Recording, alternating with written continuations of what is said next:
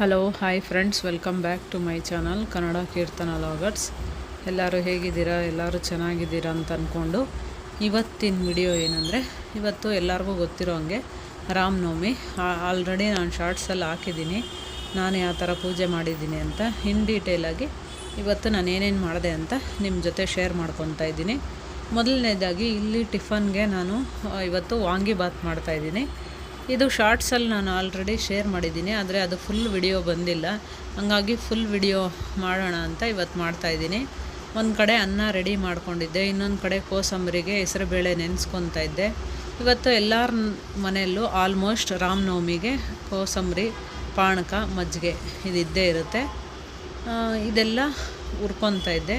ಈಗ ಇಲ್ಲಿ 2 ಟೇಬಲ್ ಸ್ಪೂನಷ್ಟು ಕಡಲೆ ಬೀಜ, ಇಲ್ಲಿ ನಾನು ಹಾಕ್ಕೊಂಡಿರೋದು ಚಕ್ಕೆ ಒಂದು 2-3 ಲವಂಗ, ಮತ್ತು ಇಲ್ಲಿ ಒಂದು ಮರಾಠಿ ಮೊಗ್ಗು ಅಂತಾರಲ್ಲ ಅದು, ಮತ್ತು ಇದು ಈ ಥರ ವಾಸನೆ ಬರುತ್ತಲ್ಲ ಜಾಪತ್ರೆ ಅಂತ, ಅದಷ್ಟು ಹಾಕ್ಕೊಂಡು ಹುರ್ಕೊತಾ ಇದ್ದೀನಿ. ಯಾಕಂದರೆ ವಾಂಗಿಬಾತ್ಗೆ ಸ್ವಲ್ಪ ಫ್ಲೇವರ್ ಬರಲಿ ಅಂತ.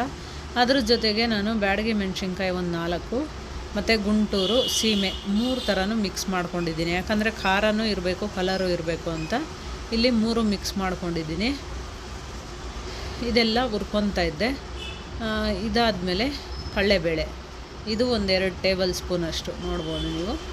2 ಟೇಬಲ್ ಸ್ಪೂನು ಕಡಲೆಬೇಳೆ. ನಿಮಗೆ ಯಾವ ಥರ ಪೌಡ್ರ್ ಎಷ್ಟು ಕ್ವಾಂಟಿಟಿ ಬೇಕು ಅಷ್ಟು ನೀವು ಹಾಕ್ಕೊಂಡು ಹುರ್ಕೊಬೋದು. ಇಲ್ಲಿ ನಾನು ನಮ್ಮ ಮನೇಲಿ ಏನಂದರೆ, ನಾನು ವಾಂಗಿಬಾತು ಯಾವಾಗ ಮಾಡ್ತೀನಿ ಅವಾಗೇ ನಾನು ಪೌಡ್ರ್ ಮಾಡ್ಕೊತೀನಿ. ಪೌಡ್ರ್ ಮಾಡಿ ಇಡೋಕ್ಕೆ ಹೋಗಲ್ಲ. ನೀವು ಅವಾಗೇ ಪೌಡ್ರ್ ಮಾಡ್ಕೊಳೋದ್ರಿಂದ ತುಂಬ ಚೆನ್ನಾಗಿ ಟೇಸ್ಟ್ ಇರುತ್ತೆ. ನೀವು ತಿಂತಾಯಿದ್ರೆ ನಿಮ್ಗೆ ಗೊತ್ತೇ ಆಗೋಲ್ಲ. ಈಗ ಉದ್ದಿನಬೇಳೆ, ಅದು ಅಷ್ಟೇ 2 ಟೇಬಲ್ ಸ್ಪೂನಷ್ಟು ಉದ್ದಿನಬೇಳೆ. ಇಲ್ಲಿ ಒಣಕೊಬ್ಬರಿ ಹಾಕ್ಕೊತಾ ಇದ್ದೀನಿ. ಒಣಕೊಬ್ಬರಿ ಹಾಕ್ಕೊಂಡ್ರೆ ತುಂಬಾ ಚೆನ್ನಾಗಿ ಅನಿಸುತ್ತೆ ಗೊಜ್ಜಿಗೆ. ಹಂಗಾಗಿ ಇಲ್ಲಿ ಒಣಕೊಬ್ಬರಿ, ಅದನ್ನು ಸ್ವಲ್ಪ ಬೆಚ್ಚಗೆ ಮಾಡ್ಕೊಬೇಕು, ತುಂಬ ಉರಿಯೋಕ್ಕೆ ಹೋಗಬಾರ್ದು. ಸ್ವಲ್ಪ ಬೆಚ್ಚಗೆ ಮಾಡಿಕೊಂಡು ಇದೆಲ್ಲ ಸ್ವಲ್ಪ ಆರಕ್ಕೆ ಬಿಡ್ತೀನಿ. ಸ್ವಲ್ಪ ತಣ್ಣಗಾದ್ಮೇಲೆ ಒಂದು ಸ್ವಲ್ಪ ಧನಿಯಾ ಪುಡಿ, ಧನಿಯಾ ಇದ್ದರೆ ಧನಿಯಾ ಹಾಕ್ಕೊಬೋದು, ನನ್ನ ಹತ್ರ ಇರಲಿಲ್ಲ, ಹಂಗಾಗಿ ಧನಿಯಾ ಪೌಡ್ರೆ ಹಾಕ್ಕೊಂಡೆ. ಇನ್ನೊಂದು ಕಡೆ ಇವತ್ತು ರಾಮನವಮಿ ಆಗಿರೋದ್ರಿಂದ ಇಲ್ಲಿ ನಾನು ಹೆಸರುಬೇಳೆ ಪಾಯಸ ಮಾಡೋಣ ಅಂತ ಲವಂಗ 2, ಒಣಕೊಬ್ಬರಿ, ಗಸಗಸೆ, ಬಾದಾಮಿ ದ್ರಾಕ್ಷಿ ಹಾಕ್ಕೊಂಡಿಲ್ಲ ರುಬ್ಬಕ್ಕೆ. ಬೇಕಾದರೆ ನಿಮಗೆ ತಿಕ್ನೆಸ್ ಬೇಕು ಅಂದರೆ ನೀವು ಇದು ಹಾಕ್ಕೊಬೋದು, ಅದೇ ಏನೇಂತಾರೆ ಅಕ್ಕಿ. ಇಲ್ಲಿ ಆಲ್ರೆಡಿ ನಾನು 1-2 ಇಡಿಯಷ್ಟು ಹೆಸರುಬೇಳೆ ಬೇಯಿಸಿಟ್ಕೊಂಡಿದ್ದೆ. ಈಗ ಅದು ಬೆಂದಿದೆ. ಈಗ ರುಬ್ಕೊಂಡಿದ್ದು ಆಯಿತು. ಇಲ್ಲಿ ತುಪ್ಪ ಹಾಕಿ ದ್ರಾಕ್ಷಿ ಗೋಡಂಬಿನ ಹುರ್ಕೊತಾ ಇದ್ದೀನಿ. ಈಗ ಹೆಸರುಬೇಳೆ ಏನು ನೋಡಿ ಬೇಯಿಸ್ಕೊಂಡಿದ್ದೆ ಅದನ್ನು ಹಾಕ್ಕೊಂಡೆ. ಈ ಸೀಸನ್ಗೆ, ಬೇಸಿಗೆಗೆ ಈ ಪಾಯಸ ಮಾಡಿದಂಗೆ ಅನಿಸುತ್ತೆ. ಯಾಕಂದರೆ ತುಂಬ ತಂಪು, ಒಳ್ಳೆ ನಿದ್ದೆ ಬರುತ್ತೆ, ಮತ್ತು ತಣ್ಣಗಿರುತ್ತಲ್ವ ಹೊಟ್ಟೆಗೆ ಅಂತ ನಾನು ಹೆಸರುಬೇಳೆ ಪಾಯಸ ಮಾಡಿಕೊಂಡೆ. ಆಲ್ಮೋಸ್ಟ್ ಹೆಸರುಬೇಳೆ ಪಾಯಸಗೆ ಬರೀ ಹೆಸರುಬೇಳೆ ಬೇಯಿಸಿ ಸಕ್ಕರೆ ಹಾಕ್ಕೊಂಡು ಹಾಲು ಹಾಕ್ಕೊಂಡು ಕುದಿಸ್ಕೊತಾರೆ. ಬಟ್ ಈ ಥರ ಮಾಡಿ ಚೆನ್ನಾಗಿರುತ್ತೆ ಟೇಸ್ಟು. ತಂಪು, ಗಸಗಸೆ ಮತ್ತು ಒಣಕೊಬ್ಬರಿ ಎಲ್ಲ ಹಾಕಿರೋದು, ಅದು ಹೊಟ್ಟೆಗೆ ತಂಪಲ್ವ. ಹಂಗಾಗಿ ಈಗ ಲಾಸ್ಟ್ ಫೈನಲ್ನ ನಾನು ಸಕ್ಕರೆ ಹಾಕ್ಕೊತಾ ಇದ್ದೀನಿ. ಎಷ್ಟು ನಿಮ್ಗೆ ಸ್ವೀಟ್ನೆಸ್ ಬೇಕೋ ಅಷ್ಟು ಹಾಕ್ಕೊಳ್ಳಿ. ಸಕ್ಕರೆ ಇಷ್ಟ ಇಲ್ಲ ಅಂದರೆ ಕಂಡೆನ್ಸ್ಡ್ ಮಿಲ್ಕ್ ಇದ್ದರೂ ನೀವು ಅದನ್ನು ಆ್ಯಡ್ ಮಾಡ್ಕೊಬೋದು. ಬಟ್ ನಾನು ಸಕ್ಕರೆ ಹಾಕ್ಕೊಂಡೆ ಇಲ್ಲಿ. ಇದು ಒಂದು ಸ್ವಲ್ಪ ಕುದಿ ಬಂದರೆ ಸಾಕು. ಈಗ ಇಲ್ಲಿ ವಾಂಗಿಬಾತ್ಗೆ ಪೌಡ್ರು ಆರಿತ್ತು, ಅದನ್ನು ಪೌಡ್ರ್ ಮಾಡಿ ಇಟ್ಕೊಂಡಿದ್ದೀನಿ. ಈಗ ಸ್ವಲ್ಪ ವಾಂಗಿಬಾತ್ಗೆ ಏನಂದರೆ ಸ್ವಲ್ಪ ಎಣ್ಣೆ ಜಾಸ್ತಿ ಇದ್ದಷ್ಟು ಚೆನ್ನಾಗಿ ಟೇಸ್ಟ್ ಬರುತ್ತೆ. ಎಣ್ಣೆಯಲ್ಲೇ ಬದನೆಕಾಯಿ, ತರಕಾರಿ ಅಂದರೆ ಈರುಳ್ಳಿ ಅದೆಲ್ಲ ಚೆನ್ನಾಗಿ ಬೇಯಬೇಕು, ಆವಾಗ ಒಳ್ಳೆ ಟೇಸ್ಟ್ ಬರುತ್ತೆ. ಹಂಗಾಗಿ ಸ್ವಲ್ಪ ಎಣ್ಣೆ ಪ್ರಮಾಣ ಜಾಸ್ತಿ ಇರುತ್ತೆ ಇದಕ್ಕೆ. ಈಗ ಸಾಸಿವೆ, ಕರ್ಬೇವಿನ ಸೊಪ್ಪು, ಕಡಲೆ ಬೀಜ, ಮತ್ತು ಇಲ್ಲಿ ನೋಡಿ ಈ ಥರ ಒಂದು ಮೀಡಿಯಮ್ಮಾಗೆ ಈರುಳ್ಳಿ ಹಚ್ಕೊಂಡಿದ್ದೀನಿ, 2 ಈರುಳ್ಳಿ. ಇದೊಂದು ಸ್ವಲ್ಪ ಫ್ರೈ ಆದಮೇಲೆ ಟೊಮೆಟೊ 2. ವಾಂಗಿಬಾತ್ಗೆ ಆಲ್ಮೋಸ್ಟ್ ಯಾರು ಟೊಮೆಟೊ ಹಾಕಲ್ಲ, ಆದರೆ ಹಾಕಿ ನೋಡಿ, ಸಖತ್ತು ಟೇಸ್ಟ್ ಇರುತ್ತೆ. ನಿಮಗೆ ಒಳ್ಳೆ ಗ್ರೇವಿ ಥರ ಬರುತ್ತೆ. ನೀವು ಚಪಾತಿಗೂ ಸಹ ಇದನ್ನು ನಂಚ್ಕೊಬೋದು, ಆ ಥರ ಇರುತ್ತೆ. ಈಗ ಬದನೆಕಾಯಿ, ನಾನು ಈಗ ಇರೋದ್ರಿಂದ ಒಂದೇ ಒಂದು ಬದನೆಕಾಯಿ ಹಾಕ್ಕೊಂಡೆ. ನೀವು ಬದನೆಕಾಯಿ ಎಷ್ಟು ಹಾಕ್ಕೊತೀರೋ ಅಷ್ಟು ಟೇಸ್ಟ್ ಇರುತ್ತೆ. ಆದರೆ ಈಗ ಬೇಸಿಗೆ ಇರೋದ್ರಿಂದ ತುಂಬ ಬದನೆಕಾಯಿ ಬೇಡ ಅಂತ ಒಂದೇ ಒಂದು ಬದನೆಕಾಯಿ ಹಾಕ್ಕೊಂಡೆ. ಈ ಟೈಮಲ್ಲಿ ನಾನು ಉಪ್ಪು ಹಾಕ್ಕೊತಾ ಇದ್ದೀನಿ. ಎಷ್ಟು ರುಚಿಗೆ ಬೇಕೋ ಗೊಜ್ಜಿಗೆ ಟೋಟಲಾಗಿ ಸೇರಿಸ್ಕೊಳ್ಳಿ. ಅರಿಶಿನ ಪುಡಿ ನೋಡಿ, ಈ ಥರ ಫುಲ್ ಇನ್ನು ಬೆಂದೋಗ್ಬೇಕದು. ಟೊಮೆಟೊ ಬದನೆಕಾಯಿ ಎಲ್ಲ ಚೆನ್ನಾಗಿ ಇದಾಗಬೇಕು. ಈಗ ನೋಡಿ ಇಲ್ಲಿ ಅದು ಪಾಯಸ ಆಗಿತ್ತು. ಅದ್ರ ಮೇಲೆ ಒಂಚೂರು ಬಿಸಿ ಹಾಲನ್ನ ಸೇರಿಸ್ಕೊತಾ ಇದ್ದೀನಿ. ತುಂಬಾ ಟೇಸ್ಟಾಗಿ ಬಂದಿತ್ತು ಖಂಡಿತವಾಗ್ಲೂ ಫ್ರೆಂಡ್ಸ್. ನಾನು ಯಾವತ್ತೂ ಹೆಸರುಬೇಳೆ ಪಾಯಸ ಮಾಡಿಲ್ಲ, ಇವತ್ತು ನಾನು ಟ್ರೈ ಮಾಡಿದ್ದು. ತುಂಬಾ ಟೇಸ್ಟಾಗಿ ಬಂದಿತ್ತು, ಖಂಡಿತವಾಗ್ಲೂ ಟ್ರೈ ಮಾಡಿ. ಮತ್ತು ಈ ಸೀಸನ್ಗೆ ಹೆಸರುಬೇಳೆ ಪಾಯಸ, ಗಸಗಸೆ ಪಾಯಸ ಮತ್ತು ಸಾಬುದಾನಿ ಅದೇ ಸಬ್ಬಕ್ಕಿ ಪಾಯಸ ಇದೆಲ್ಲ ತುಂಬ ತಂಪು ಕೊಡುತ್ತೆ ದೇಹಕ್ಕೆ. ಈಗ ಇಲ್ಲಿ ಟಿಫನ್ನು ರೆಡಿ ಆಯಿತು. ಇಲ್ಲಿ ನಾನು ಮಡಕೆ ನೀರನ್ನ ಹಾಕ್ಕೊಳ್ತಾ ಇದ್ದೀನಿ. ಪಾನಕ ಮಜ್ಜಿಗೆಗೆಲ್ಲ ಮಡಕೆ ತಂದಿದ್ದೆ. ಈಗ ಅದರದ್ದೇ ನೀರು ಕುಡಿತಾ ಇದ್ದೀರಿ. ತುಂಬ ಬಿಸಿಲಿದೆ ಅಲ್ವಾ, ಹಂಗಾಗಿ ಈಗ ಇಲ್ಲಿ 2 ನಿಂಬೆಹಣ್ಣು ಹಾಕ್ಕೊಳ್ತಾ ಇದ್ದೀನಿ ನಾನು. ಈ ಥರ ಹಿಂಡ್ಕೊಂಡು ಬೆಲ್ಲ ಒಡೆದಿಟ್ಟಿದ್ದೆ ಆಲ್ಮೋಸ್ಟು, ಆದರೂ ಹೆಂಗೋ 2 ಬೀಜ ಬಿದ್ದೇ ಬಿಡುತ್ತೆ ಅದರಲ್ಲಿ. ಆಮೇಲೆ ನಾನು ಶೋಧಿಸ್ಕೊಂಡೆ. ಈಗ ನೋಡಿ ಬೆಲ್ಲ ಒಡೆದಿದ್ದಿತ್ತು, ಅದನ್ನು ಈಗ ಸೇರಿಸ್ಕೊತಾ ಇದ್ದೀನಿ. ಸ್ವೀಟ್ ನಿಮ್ಗೆ ಎಷ್ಟು ಬೇಕೋ ಅಷ್ಟು ನೋಡಿಕೊಂಡು ಸೇರಿಸ್ಕೊಳ್ಳಿ. ಕರಗಿಸೋದೇನು ಬೇಡ ನೀವು, ಅದು ಆಟೋಮೆಟಿಕ್ಕಾಗಿ ಕರಗೋಗುತ್ತೆ. ಈಗ ನೋಡಿ ಮಡಕೆ ನೀರು ಇಟ್ಕೊಂಡಿದ್ದೀನಿ. ಇದು ಮಜ್ಜಿಗೆ ಮಾಡ್ಕೊತಾ ಇದ್ದೀನಿ. ಈಗ ಅರ್ಧ ಪಾನಕಕ್ಕೆ ಹಾಕ್ಕೊಂಡೆ, ಅರ್ಧ ಮಜ್ಜಿಗೆಗೆ. ಫಸ್ಟೆಲ್ಲ ನಾನು ತುಂಬ ಮಾಡಿಬಿಡ್ತಾಯಿದ್ದೆ. ಅಂದರೆ ನಾನು ಅಪಾರ್ಟ್ಮೆಂಟಲ್ಲಿದ್ದಾಗ ಅಲ್ಲಿ ನಮ್ಮ ಅಕ್ಕಪಕ್ಕ ಫ್ರೆಂಡ್ಸ್ ಇದ್ರಲ್ವ, ಅವ್ರಿಗೆಲ್ಲ ನಾನು ಕೊಡ್ತಾಯಿದ್ದೆ ಇದು ರಾಮನವಮಿಗೆ. ಬಟ್ ಇಲ್ಲಿ ನಾನು ಯಾರಿಗೂ ಕೊಡೋಕ್ಕಾಗಲ್ಲ, ಹಾಗಾಗಿ ನಮಗೆ ಎಷ್ಟು ಬೇಕೋ ಅಷ್ಟೇ ನಾನು ಮಾಡಿಕೊಂಡೆ. ಇಲ್ಲಿ ಮೊಸರು ಹಾಕ್ಕೊತಾ ಇದ್ದೀನಿ. ಮನೇಲಿ ಹೆಂಗೆ ಹಾಕಿದ್ರೂ ಈ ಬಿಸಿಲಿಗೆ ತುಂಬ ಹುಳಿ ಬರುತ್ತೆ, ಹಾಗಾಗಿ ನಾನು ಅಂಗಡಿದೇ ತರಿಸಿದ್ದೆ ಮೊಸರು ಪ್ಯಾಕೆಟು. ಅದನ್ನೇ ಈಗ ನೋಡಿ ಕೋಸಂಬರಿಗೂ ರೆಡಿ ಮಾಡಿಕೊಂಡೆ. ಸೌತೆಕಾಯಿ ಹಚ್ಚಿ ಒಗ್ಗರಣೆ ಹಾಕ್ಕೊತಾ ಇದ್ದೀನಿ.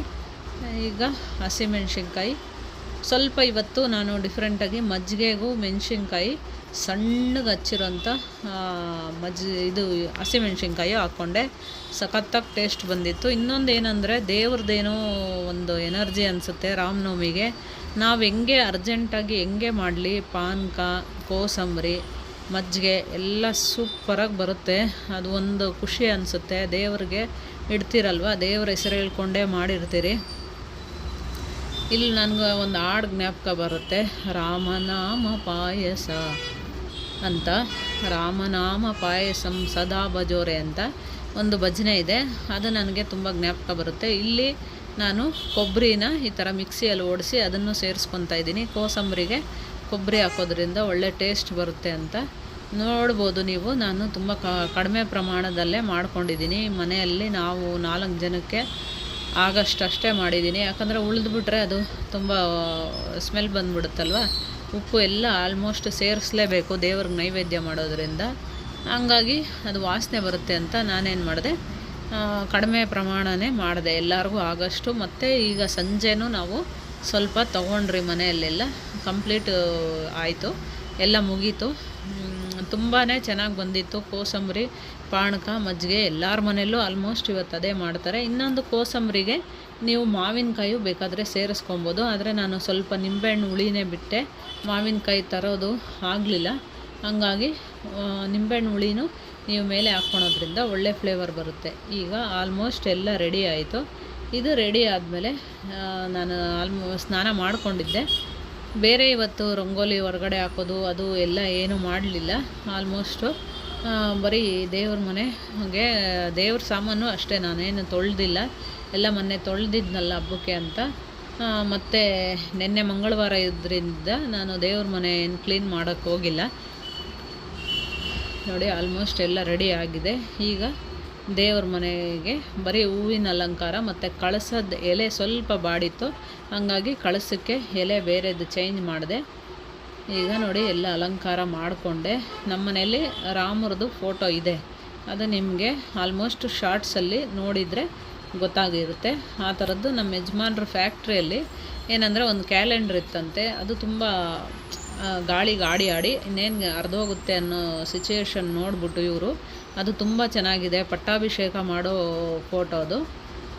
ಹಂಗಾಗಿ ಇವ್ರು ಏನು ಮಾಡಿದ್ದಾರೆ, ಅದನ್ನು ತೊಗೊಂಬಂದು ಅದಕ್ಕೆ ಕಟ್ಟಾಕಿಸಿ ಇಟ್ಟಿದ್ದಾರೆ ನಮ್ಮ ಮನೆಯಲ್ಲಿ. ಹಂಗಾಗಿ ನನಗೆ ಖುಷಿ ಆ ಥರ ರಾಮರ ಫೋಟೋ. ನಮ್ಮ ತಾಯಿ ಮನೆಯಲ್ಲೂ ಇದೆ ರಾಮರದು. ಇದು ನೋಡಿ ಪಟ್ಟಾಭಿಷೇಕ ಆಗ್ತಾ ಇರೋದು. ಸೀತಾ ಅಮ್ಮ ರಾಮ ಕುತ್ಕೊಂಡಿರೋಂಥದ್ದು. ಎಲ್ಲರೂ ಇದ್ದಾರೆ ಇಲ್ಲಿ. ಸುಗ್ರೀವ, ಆಂಜನೇಯ ಸ್ವಾಮಿ, ವಿಭೀಷಣ ಎಲ್ಲರೂ ಇದ್ದಾರೆ, ನೀವು ನೋಡ್ಬೋದು. ಇನ್ ಡೀಟೇಲಾಗಿ ತುಂಬ ಚೆನ್ನಾಗಿದೆ ಫೋಟೋ. ಖುಷಿ ಆಗುತ್ತೆ ಇದನ್ನು ನೋಡಿದ್ರೆ. ಅದಕ್ಕೆ ನಾನು ಈಗ ರಾಮ ವಿಷ್ಣುಗೆಲ್ಲ ನಾಮ ಇಡ್ತಾರಲ್ವ, ಹಾಗಾಗಿ ನಾಮ ಇಲ್ಲಿ ನಾನು ಕೈಯಲ್ಲಿ ತೆಗೆದುಕೊಂಡು ನಾಮ ಇಡ್ತಾ ಇದ್ದೆ. ಆದರೆ ರಾಮನವಮಿ ಮಾಡೋದೇ ಒಂದು ಖುಷಿ ಅಂತ ಅನಿಸುತ್ತೆ. ಮನಸ್ಸಿಗೆ ಏನೋ ಉಲ್ಲಾಸ. ರಾಮ ಅನ್ನೋ ಪದದಲ್ಲೇ ಅಷ್ಟು ಶಕ್ತಿ ಇದೆ ಅಂತ ಅಂದ್ಕೊತೀನಿ. ಈಗ ನಮ್ಮ ಯಜಮಾನರು ಹಂಗೆ ಬಂದಿದ್ದರು, ಅವ್ರಿಗೂ ಇಟ್ಟಿದ್ದಾಯಿತು. ಈಗ ಮಧ್ಯದಲ್ಲಿ ಕೆಂಪು ನಾಮ ಅದನ್ನು ಇಡ್ತಾ ಇದ್ದೆ. ಬಿಳಿ ನಾಮ ಆದಮೇಲೆ ಕೆಂಪು ನಾಮ. ತುಂಬ ಜೋರು ಅಂತ ಏನಿಲ್ಲ, ನನಗೆ ಎಷ್ಟು ಶಕ್ತಿ ಆಗುತ್ತೆ ಅಷ್ಟು ನಾನು ದೇವರಿಗೆ ಪೂಜೆ ಮಾಡಿದೆ. ತುಂಬ ವಿಜೃಂಭಣೆಯಾಗಿ ಮಾಡೋರು ಇದ್ದಾರೆ. ಭಕ್ತಿ ಅಷ್ಟೇ ಅಲ್ವ ಇಲ್ಲಿ ಇಂಪಾರ್ಟೆಂಟು. ಭಗವಂತನ ನಾವು ಹೃದಯದಿಂದ ಸ್ಮರಣೆ ಮಾಡಿದ್ರೆ ಅದೇ ಒಂದು ನಮಗೆ ಶಕ್ತಿ ಕೊಡುತ್ತೆ. ಕಷ್ಟ ಕಾಲದಲ್ಲಿ ನಮಗೆ ದೇವರು ಮಾರ್ಗ ತೋರಿಸ್ತಾರೆ, ಇಲ್ಲಾಂದರೆ ವಿಚಲಿತ ಆಗುತ್ತೆ ಮನಸ್ಸು.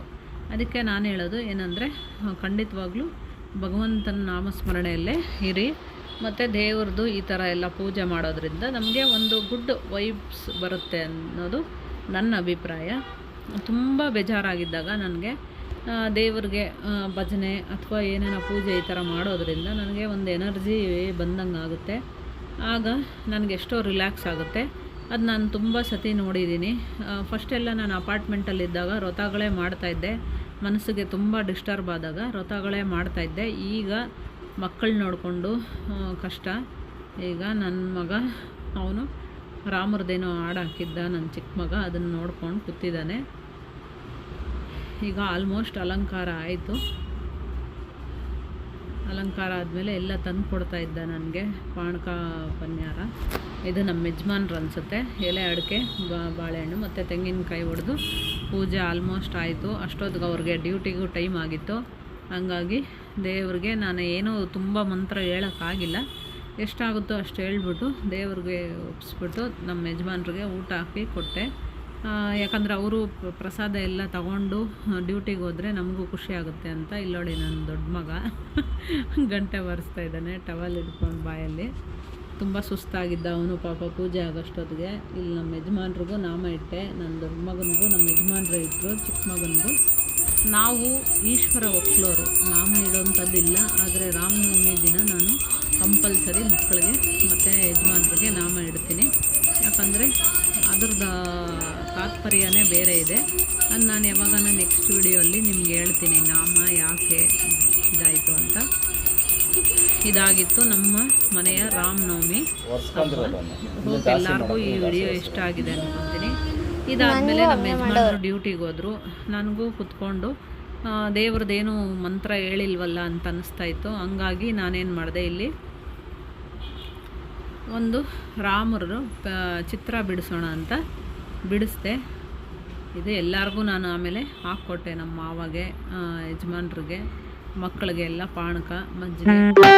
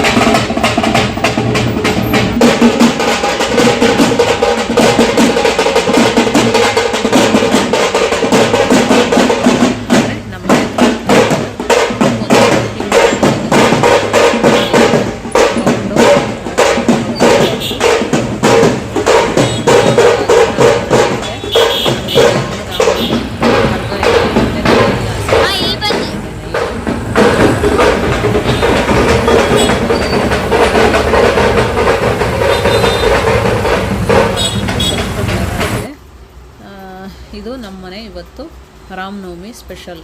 ಒಂದು ಕಡೆ ವಾಂಗಿಬಾತು, ಒಂದು ಕಡೆ ಹೆಸರುಬೇಳೆ ಪಾಯಸ. ಈಗ ನೋಡಿ, ನಾನು ನಮ್ಮ ಯಜಮಾನ್ರು ಡ್ಯೂಟಿಗೆ ಹೋದ್ಮೇಲೆ ಕುತ್ಕೊಂಡು ಏನು ಮಾಡೋದು ಅಂತ ಇಲ್ಲಿ ರಾಮರ ಫೋಟೋನ ಬಿಡಿಸ್ತಾ ಇದ್ದೀನಿ. ಇದು ನೆಟ್ಟಲ್ಲೇ ನಾನು ನೋಡಿದ್ದು, ಯೂಟ್ಯೂಬಲ್ಲಿ ಯಾರೋ ಮಾಡಿದ್ದು. ಆ ಫೋಟೋ ನನಗೆ ತುಂಬ ಇಷ್ಟ ಆಯಿತು, ಹಂಗಾಗಿ ಪಿಕ್ಚರ್ ಬಿಡಿಸೋಣ ಅಂತ ಬಿಡಿಸ್ತಾ ಇದ್ದೀನಿ. ಹೆಂಗೆ ಬಂದಿದೆ ಅಂತ ದಯವಿಟ್ಟು ಕಾಮೆಂಟ್ ಮೂಲಕ ತಿಳಿಸಿ. ಟ್ರೈ ಮಾಡಿದ್ದೀನಿ, ತುಂಬ ಏನು ನಾನು ಎಕ್ಸ್ಪರ್ಟ್ ಅಲ್ಲ ಇದರಲ್ಲಿ, ಬಟ್ ಟ್ರೈ ಮಾಡ್ತೀನಿ ಕೆಲವೊಂದು ಡ್ರಾಯಿಂಗ್ಸು. ಅದು ಯಾವಾಗಾನ ನಿಮಗೆ ತೋರಿಸ್ತೀನಿ. ನಾನು ಕೃಷ್ಣ, ರಾಧೆ ಆ ಥರದ್ದೆಲ್ಲ ಬಿಡ್ಸೋಕ್ಕೆ ನನಗೆ ಇಷ್ಟ ಆಗುತ್ತೆ, ದೇವ್ರ ಫೋಟೋ. ಆದರೆ ಟ್ರೈ ಮಾಡಿದ್ದೀನಿ. ಇಲ್ಲೇನಂದರೆ ದೇವ್ರದ್ದು ತುಂಬ ಸ್ಮೈಲಿ ಫೇಸ್, ನಗು ಮುಖ ಬರಲಿಲ್ಲ. ಹಂಗಾಗಿ ನನ್ನ ಮಗ ಅಲ್ಲಿ ಹೇಳ್ತಾನೆ ಇದ್ದ, ಅಮ್ಮ ನಗು ಮುಖ ಬರ್ತಾ ಇಲ್ಲ ಅಂತ. ಆಮೇಲೆ ಹೆಂಗೋ ಟ್ರೈ ಮಾಡಿ ಕೊನೆಗೆ ಬಂತು. ಅದು ಫೈನಲ್ ಫೋಟೋನು ಇದರಲ್ಲಿ ಹಾಕ್ತೀನಿ ನೋಡಿ. ಏನಂದರೆ ಈ ಥರ ಎಲ್ಲ ನಾವು ಮಾಡೋದ್ರಿಂದ ನಮ್ಮ ಮನಸ್ಸು ದೇವ್ರ ಕಡೆನೇ ಇರುತ್ತೆ, ಚಂಚಲ ಆಗಲ್ಲ, ಮನಸ್ಸು ಒಂದು ಸ್ಥಿಮಿತಕ್ಕೆ ಬರುತ್ತೆ ನೋಡಿ. ಫೈನಲಾಗಿ ಈ ಥರ ಬಂತು. ಇನ್ನು ಹೈಲೈಟ್ ಮಾಡ್ತಾಯಿದ್ದೆ. ಎಲ್ಲರಿಗೂ ಯಾವ ಥರ ಅನಿಸ್ತು ಅಂತ ನನಗೆ ಕಾಮೆಂಟ್ ಮಾಡಿ ದಯವಿಟ್ಟು ಹೇಳಿ. ಇದು ಟ್ರೈ ಮಾಡಿರೋದು ನಾನು. ಆಲ್ಮೋಸ್ಟ್ ಈ ಥರ ಪಿಕ್ಚರ್ಸ್ ನಾನು ಬಿಡಿಸ್ತಾ ಇರ್ತೀನಿ. ಈಗ ಇಲ್ಲಿಗೆ ಬಂದಮೇಲೆ ಸ್ವಲ್ಪ ಕಡಿಮೆ ಮಾಡಿದ್ದೀನಿ. ಅಲ್ಲಿ ಅಪಾರ್ಟ್ಮೆಂಟಲ್ಲಿದ್ದಾಗ ನನಗೆ ಫ್ರೀ ಟೈಮ್ ಇದ್ದಾಗ ಈ ಥರ ಎಲ್ಲ ಪಿಕ್ಚರ್ಸ್ ನಾನು ಮಾಡ್ತಾಯಿದ್ದೆ. ಹೋಪ್ ಎಲ್ಲರಿಗೂ ಈ ವಿಡಿಯೋ ಇಷ್ಟ ಆಗಿದೆ ಅಂದ್ಕೊತೀನಿ. ಇಷ್ಟ ಆಗಿದರೆ please like, share and subscribe to my channel. Don't forget to press the bell button. Thanks for watching. ಇದು ಶಾರ್ಟ್ಸ್ಗೆ ಮತ್ತೆ ನನ್ನ ಮಗ ಹಿಡ್ಕೊಂಡಿರೋ ವಿಡಿಯೋ ಮತ್ತೆ ಹಾಕಿದ್ದಾನೆ. ಇಲ್ಲಿ ನಾನು ದೊಡ್ಡ ಪಾತ್ರೆಯಲ್ಲೂ ಇಟ್ಟಿದ್ದೆ ಮತ್ತು ಚಿಕ್ಕ ಬೊಟ್ಲಲ್ಲೂ ಇಟ್ಟಿದ್ದೆ, ಯಾಕಂದರೆ ಸಂಜೆವರೆಗೂ ಇಡೋಕ್ಕಾಗುತ್ತೆ ಅಂತ. ಒಂದು ಚಿಕ್ಕ ಬೊಟ್ಲಲ್ಲಿ ಏನೇನು ಮಾಡಿದ್ದೆ ನೈವೇದ್ಯ ಅದೆಲ್ಲ ಇಟ್ಟಿದ್ದೆ. ಯಾವ ಥರ ಅನಿಸ್ತು ನಿಮಗೆ ನಮ್ಮನೆ ರಾಮನವಮಿ? ಚೆನ್ನಾಗಿ ಅನಿಸಿದ್ರೆ please subscribe to my channel, comment ಮಾಡಿ. Thanks for watching.